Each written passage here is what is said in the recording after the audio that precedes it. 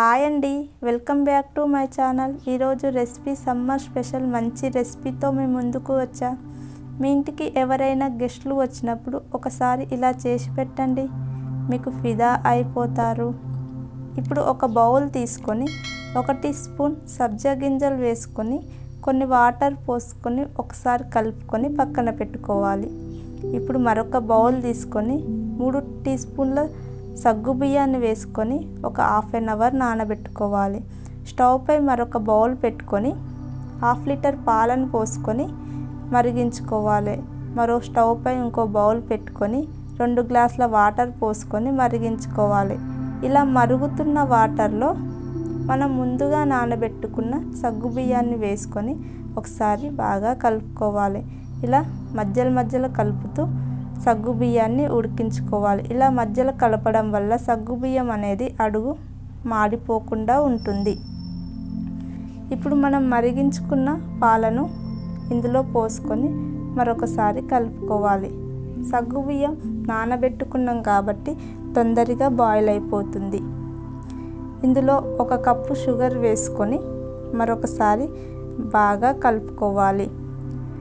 ఈ సగ్గు బియ్యం 2 మినిట్స్ బాయిల్ చేసుకోవాలి. ఇలా బాయిల్ చేసుకోవడం వల్ల కొంచెం చిక్కబడుతుంది.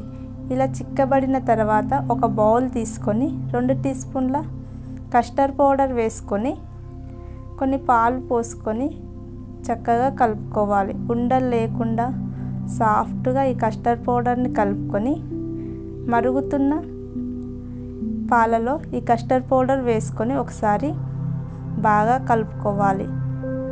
ఈ కస్టర్డ్ పౌడర్ వేయడం వల్ల మరికొద్దిగా చిక్కబడుతుంది, మంచి కలర్ కూడా వస్తుంది.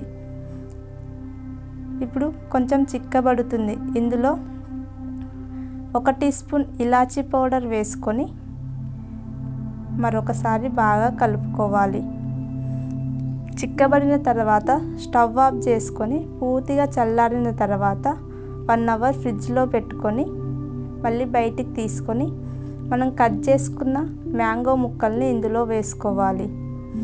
1 టేబుల్ స్పూన్ సబ్జా గింజలు వేసుకొని మరొకసారి బాగా కలుపుకోవాలి.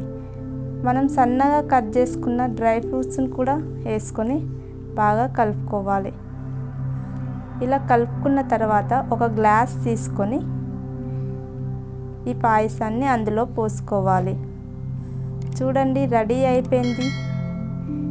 సగ్గుబియ్యం పాయసం కంటే ఇలా చేసుకొని తినండి. ఈ సమ్మర్లో చాలా టేస్టీగా ఉంటుంది. మీకు నచ్చితే లైక్ చేయండి, షేర్ చేయండి. మరిన్ని వీడియోస్ కోసం సబ్స్క్రైబ్ చేయండి.